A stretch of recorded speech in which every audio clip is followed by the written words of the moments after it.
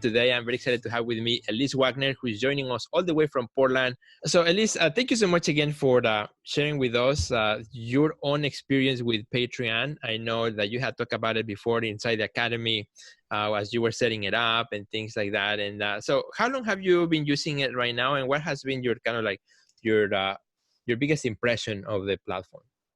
I set it up last year as a New Year's resolution for my business, and I have been in and out of using it, but now I've really seized it a little bit more and been nurturing the community that I have on there. It's small. It started small, and it's remained small, but I keep it on my website on my homepage.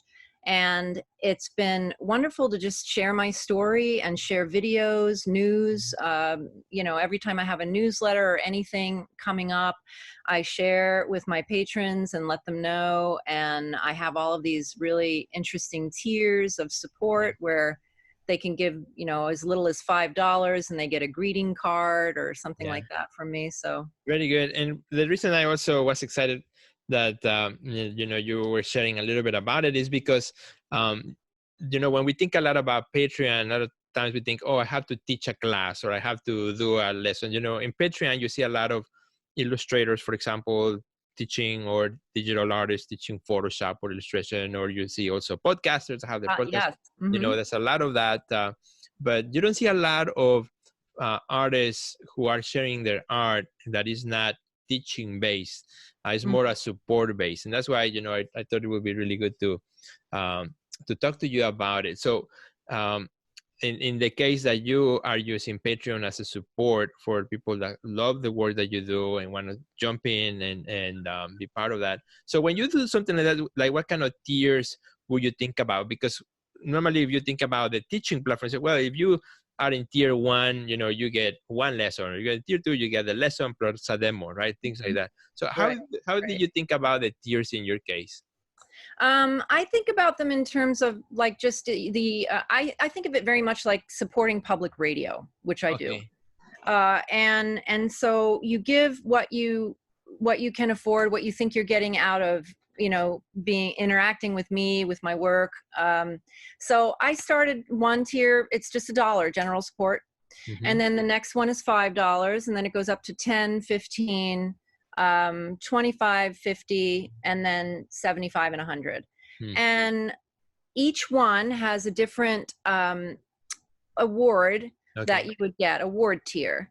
And you would get a small print from me for, $25 pledge per month, but you have to support for a certain amount of months. And then you get the print at the end of your support privilege. That is very, sorry to put a parenthesis there, but that's very smart because it's almost like a payment plan that is super easy. That is, I love that idea. That is, and it's brilliant. And it's, and that's kind of, I'm trying to set it up so that it is very much like a payment plan that you would do with an art gallery. Right. But what I'm finding so challenging about it is that it's very hard to get this point across. It's very hard to get people to understand. It almost like you have to, like, almost like if you do more video content in which you just explain it, you just talk a little bit about it right now, and I got it like boom right away. Now if I had read it, maybe I wouldn't get it exactly, because when I think about Patreon, it's a word that it's kind of like other crowdfunding things that when you hear it, you already have a model in your head. It's like, okay, it's not for me, right? I don't want to learn how to paint, but when you said it, I think it's just the way you explain it. If you find a way to kind of quickly explain it exactly what it is, so that people are like, oh, okay, now it makes sense. Right. And and I say that on my website and on my profile.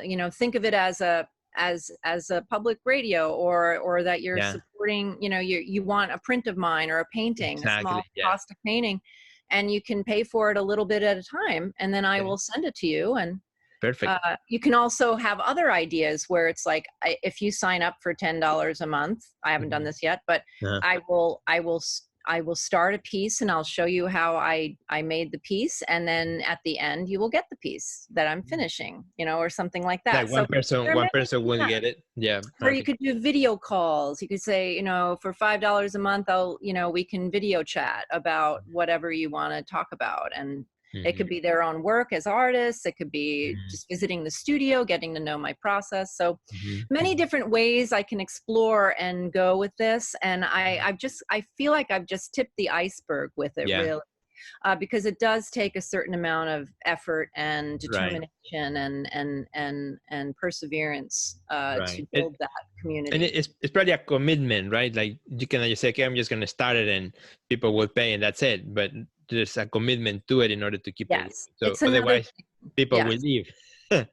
it's another layer of social media Yeah. that you have to dedicate some time to, and I just haven't been very good about carving out enough time.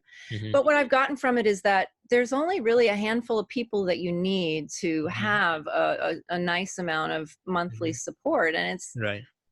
mine isn't very significant, but it is. Mm-hmm. Sometimes it's getting the dog food, or, it's Right. going towards things that are, functioning in my life, buying art supplies so I can Right. continue making new work or things like that. So, And I think what I love about the system is that in times like this, right, as we're going through the pandemic, for example, at the time of this video, it's easy. You already have that system. It's easy to go back and enhance or add another yeah. tier or add more to it. You're not Mhm. starting from scratch, and also vice versa, back down a little bit when you are really busy with travel and things like that. Right. So you Well, have mhm. the platform now, so that you can put more into it. Or Exactly. It's very much like a website. In fact, as soon as COVID happened, I completely rewrote my yeah, summary on there, my right. profile. When you go to the page and you read, I rewrote it and I redid my video intro, just Mhm. saying, this is happening and I'm going Right. to try to do this online teaching. And Mhm. it would be wonderful if I had a little bit of support to get, the equipment that I need, or, Yeah. just function. So, Right. because it's hard to just even function, Mhm. to get into the mental mindset Yeah. when there's something as devastating like this that's going on. Right.